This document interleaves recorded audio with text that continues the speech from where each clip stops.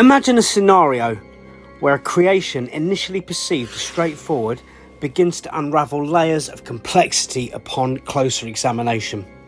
Perhaps the facts surrounding its origins become less clear, leaving room for speculation and new possibilities. In this context, consider an individual who, despite not being credited in the history books, played a pivotal role in shaping this creation.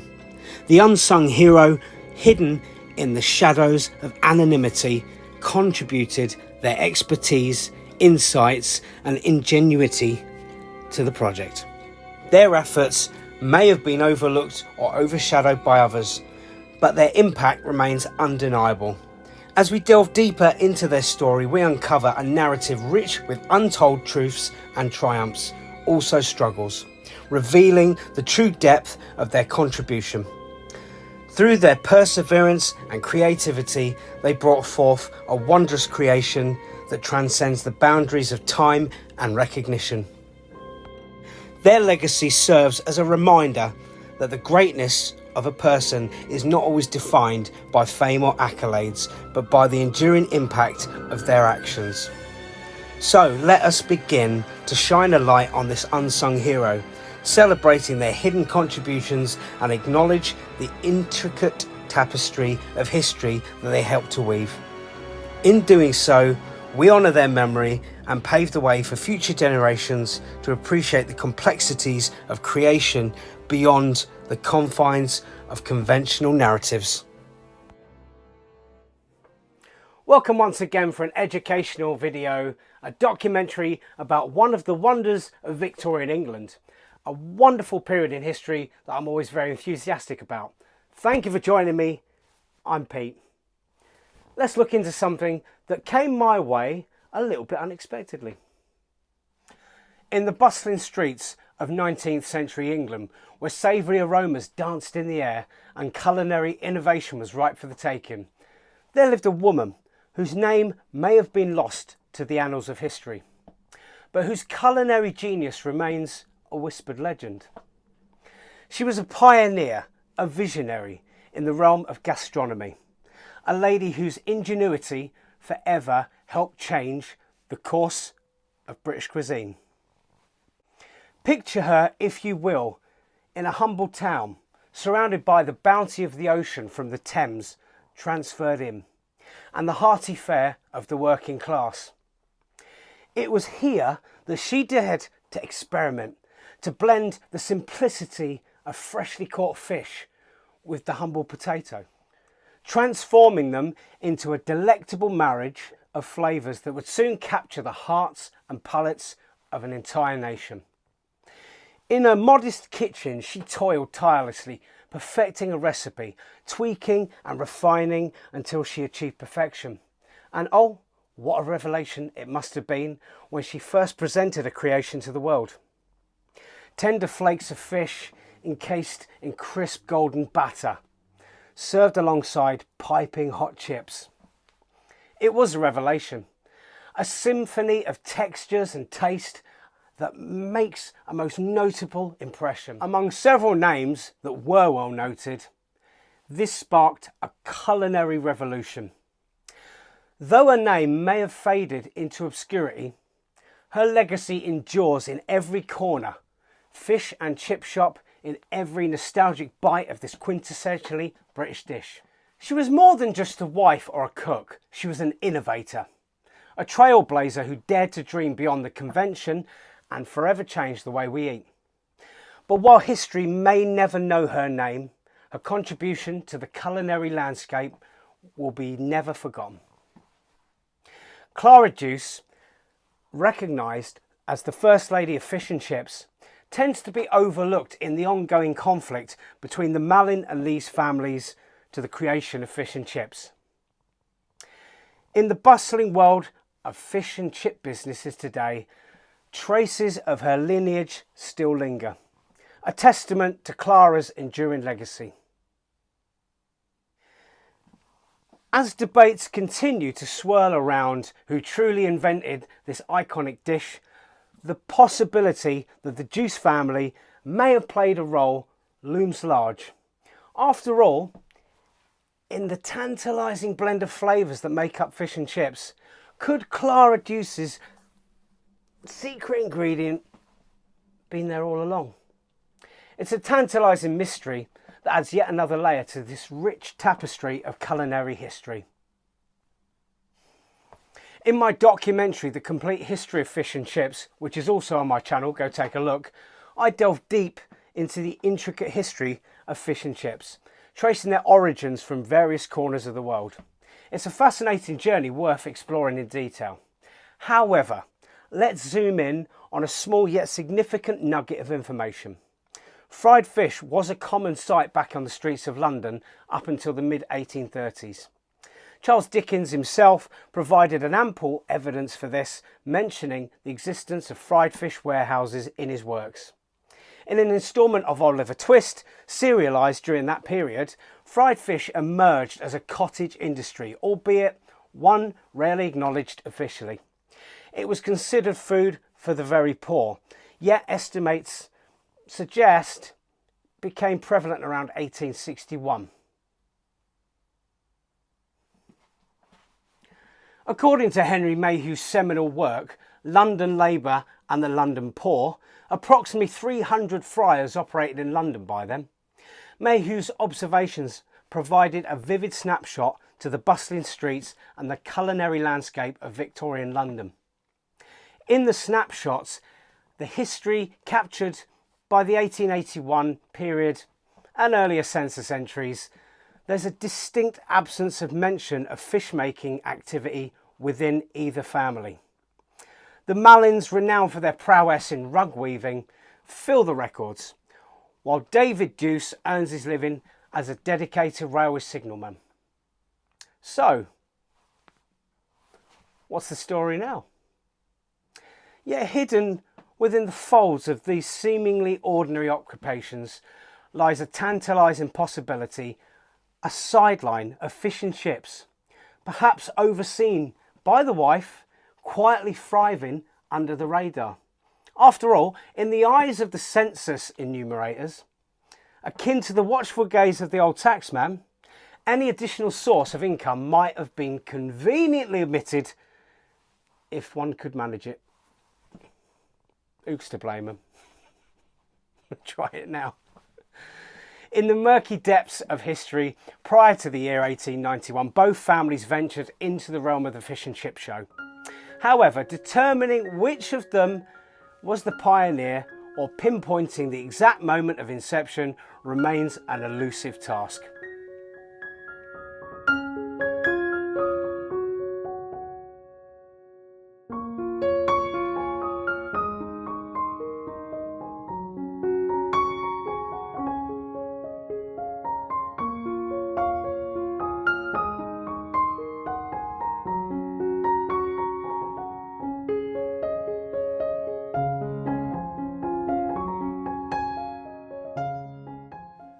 The Lees family in particular presents a challenge as their foray into the fish and chip world is shrouded in ambiguity until they established a proper fish and chip shop in the 1890s.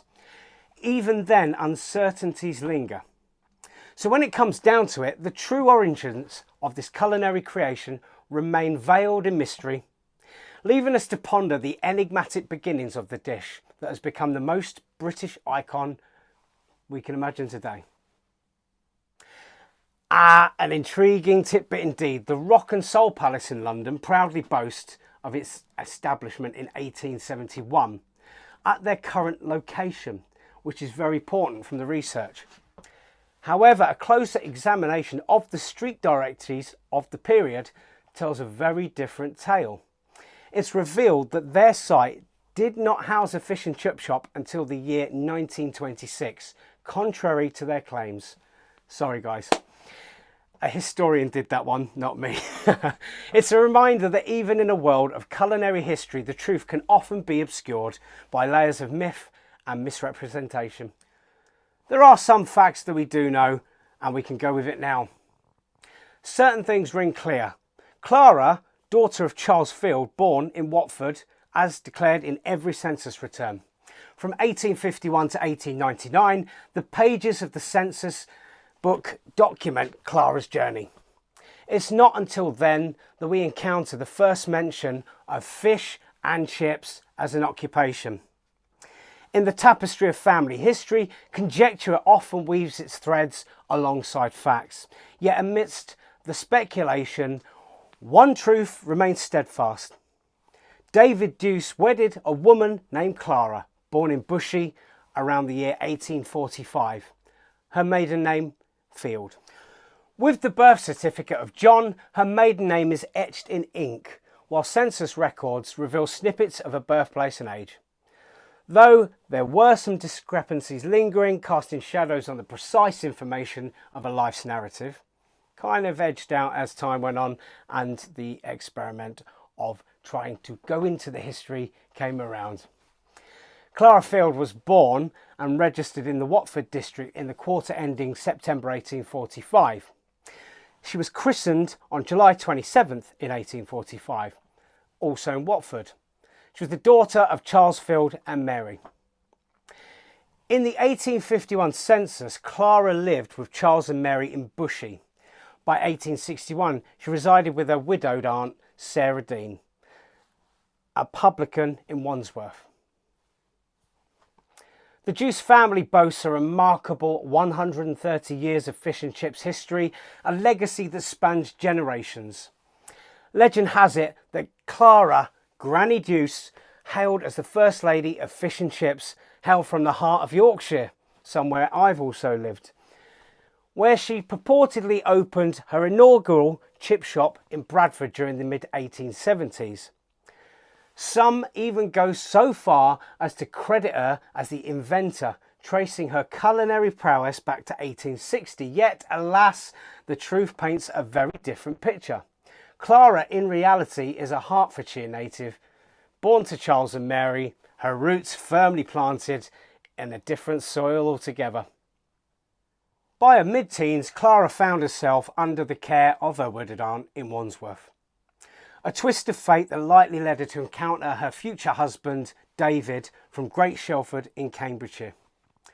Together, they embarked on a new venture, managing the Peacock Inn in Great Shelford also, after their marriage in 1866.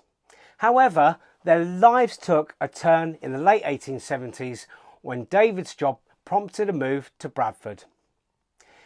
This is where he worked on the railways, accompanied by his entire family, including their parents.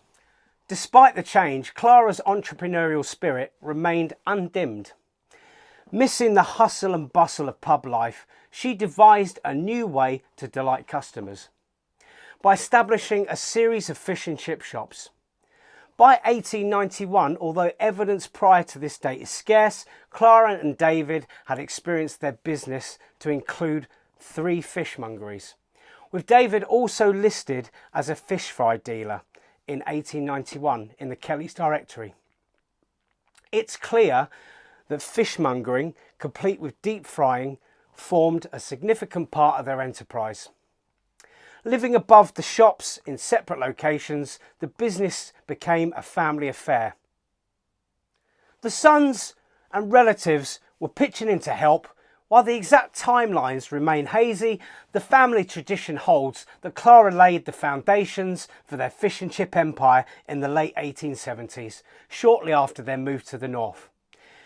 But in the late 1890s, David and Clara bid farewell to Bradford. They returned to Clara's hometown of Watford by 1899. Here, the Deuce Empire truly flourished. While David was initially listed with just 2 establishments in the 1899 Kellys, by the mid-1900s, Deuce-owned fish and chip shops dotted the landscape of Hertfordshire and stretched into Oxfordshire. Clara, a widow for 2 decades, was last listed as a Watford friar in 1922, passing away at the age of 86 in 1932.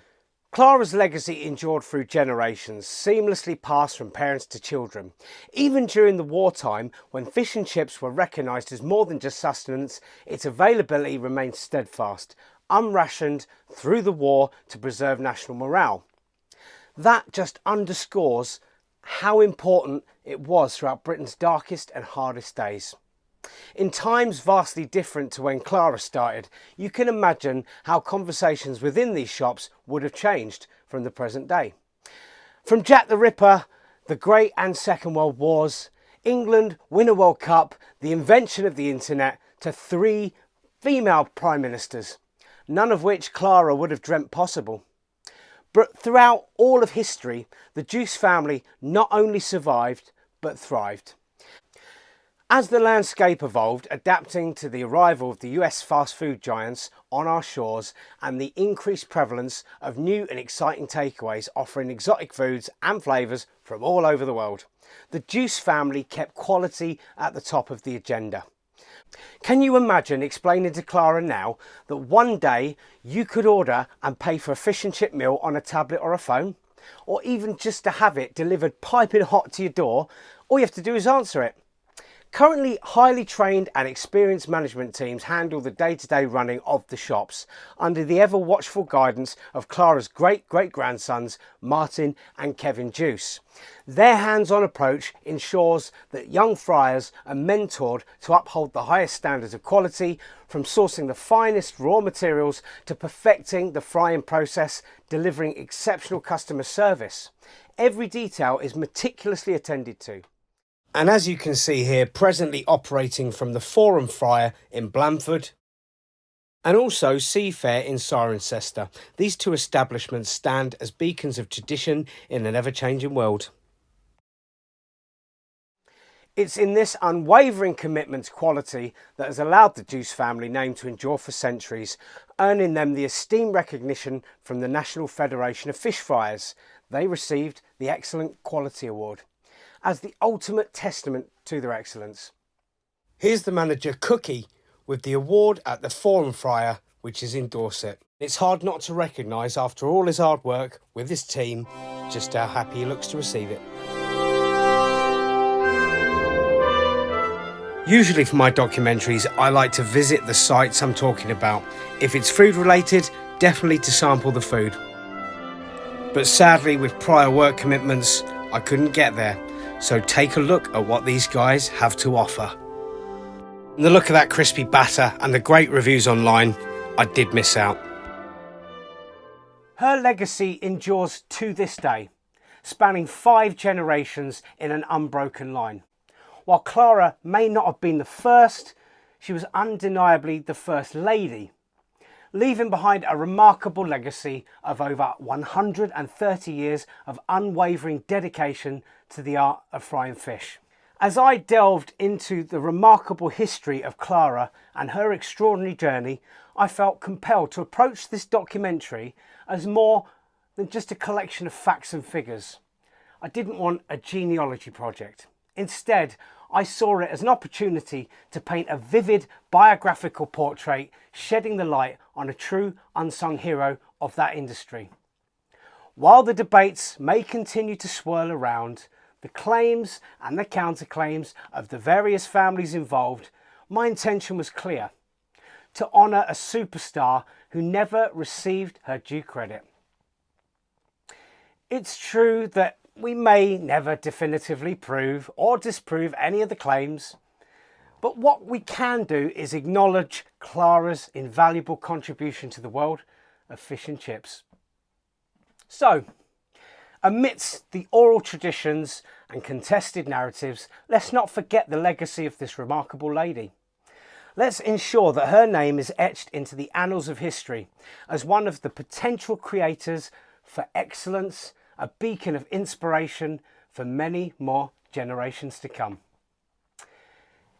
In the rich tapestry of the fish and chips industry, the contributions of the Lees, Malin and Deuce families cannot be ignored. It's undeniable that the Malin and Lees families played a pivotal role in popularising the dish as we recognise it today, leaving an indelible mark on the culinary landscape. Yet, amidst their towering achievements, well documented, let's not overlook the potential legacy of Clara. What Clara offered was more than just another way of creating something. It was a spark of innovation. A lady with a testament to the boundless creativity that fuels culinary evolution. So as we celebrate the giants of the past, let's also acknowledge the unsung heroes, like Clara, whose ingenuity and vision continue to inspire us to new heights of fish and chip excellence. So please don't forget, like the video, share the video, subscribe to my channel if you're interested in more histories about people, food and the Edwardian Victorian eras generally. You can also find the link for my Patreon in the description. Until the next time, take care, good night.